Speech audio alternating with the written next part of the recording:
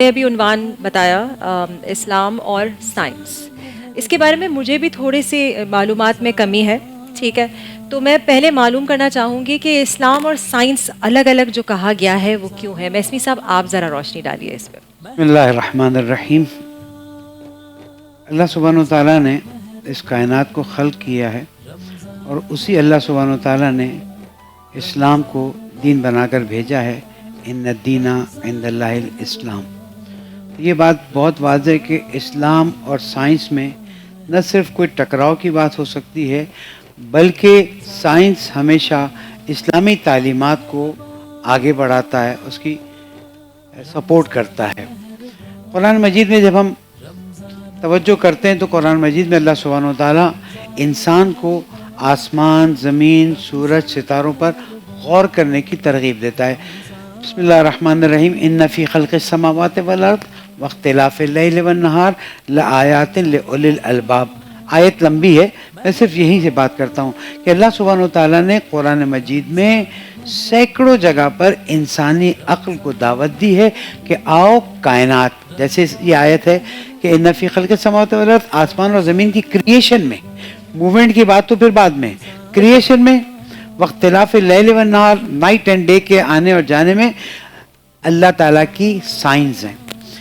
سورہ جمعہ میں اللہ تعالیٰ فرماتا ہے وَالَّذِي بَعَثَ فِي الْأُمِّيِّينَ رَسُولًا مِّنْهُمْ لِيَتْلُوَ عَلَيْهِمْ آيَاتِهِ وَيُزَكِّيهِمْ وَيُعَلِّمُهُمُ الْكِتَابَ وَالْحِكْمَةَ۔ اللہ تعالیٰ کی نشانیوں کو انسانوں تک پہنچائے تاکہ انسان نشانیوں کو دیکھ کر اللہ سبحانہ وتعالیٰ کی عظمت کو درک کرے اور پھر اپنے اختیار سے اللہ کی بندگی۔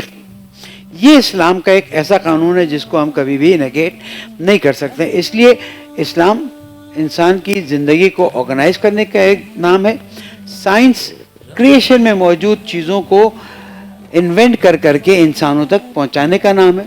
اور سائنس نے بہت ترقی کی، اس میں نیگیٹو چیزیں بھی آ گئیں، ایٹم بم بھی آ گیا، اسلحے بھی آ گئے، لیکن سائنس نے جتنی پازیٹیو ترقی کی ہے اور آج انسانی زندگی کو جتنا آسان بنا دیا گیا ہے۔ We take a very small example of polio vaccine. اگر سائنس نے ترقی نہیں کی ہوتی تو آج دنیا کی ایک بڑی تعداد پولیو میں مبتلا ہوتی، اور پولیو ویکسین نے انسان کو بہت سے مسائل سے بچایا ہے۔ میں سمجھتا ہوں ابتدائی گفتگو یہیں تک صحیح ہے، باقی اسپیکرز بھی گفتگو کریں گے، پھر میں حاضر ہو جاؤں۔ شکریہ علامہ صاحب، شکریہ آپ کا۔ اچھا جی، اب جیسے علامہ صاحب نے کہا کہ صرف یہ ریلیجن ہمارا جو دین ہے، صرف یہ ہماری وے آف لائف کا نہیں ہے، لیکن بہت ساری اور چیزیں بھی اس میں آتی ہیں جو ہمیں بہت ساری معلومات سے آراستہ کیا ہے، اور سائنس نے وہ ساری چیزوں کو بعد میں ثابت کیا ہے، ٹھیک ہے؟ کچھ چیزیں جو ہیں اس پہ ابھی بھی اختلاف رہتا ہے آگے پیچھے، اور اس پہ بحث و مباحثہ رہتا ہے، لیکن میں نے اکثر دیکھا ہے کہ اس پہ جو ہے وہ ہمیشہ بات یہیں آ کے رک جاتی ہے کہ ہاں جو کہا گیا تھا وہ بالکل ٹھیک ہے۔ کوئی ایک پہلو ایسا بتائیے، جیسے انہوں نے پولیو ویکسین کی بات کی، آپ کے نزدیک کو ایسا پہلو ہے جو کہ پہلے نگیٹ کیا جاتا تھا اور اب جو ہے وہ ثابت ہو گیا؟ اعوذ باللہ من الشیطان الرجیم، بسم اللہ الرحمن الرحیم، اللہم صلی علی محمد وعلی آل محمد صلی اللہ علیہ وآلہ وسلم۔ سب سے پہلے تو میں بنی نوع آدم کی بات کرتی ہوں۔ ابتدائی دور کی تھوڑی سی بات کرتے ہیں ہم۔ ابتدائی دور میں بولیاں اتنی نہیں تھیں، لوگوں کے گفتگو کا انداز صرف ایک بولی پر ہی قائم تھا۔ وقت کے ساتھ ساتھ لوگوں کو ہاتھوں کی زبان بھی سمجھ میں آنے لگی، جو گونگے بہرے تھے انہوں نے باقاعدہ طور پر اس زبان کو نکالا۔ تو اس کا مطلب یہ ہے کہ وقت کے ساتھ ساتھ انسانی زندگی کے اندر بہت ساری تبدیلیاں ہوئیں، اور اس انسان نے اقرأ بسم ربک الذی خلق، کہ پڑھ اپنے رب کے نام جس نے تجھے پیدا کیا، اس شخص نے سائنس یعنی جاننے کی کوشش کی۔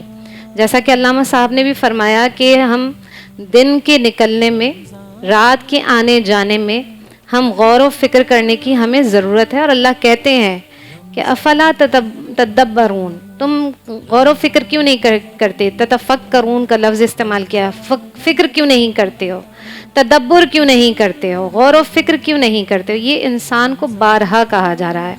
پھر ہم بات کرتے ہیں آج کے دور کی، تو مادہ کے بارے میں آتا تھا کہ یہ ایک ہی ہے، ٹھیک ہے؟ اب اسی کے اندر پہلے سائنس کہتی تھی کہ یہ ایک ہی ہے، ٹھیک ہے؟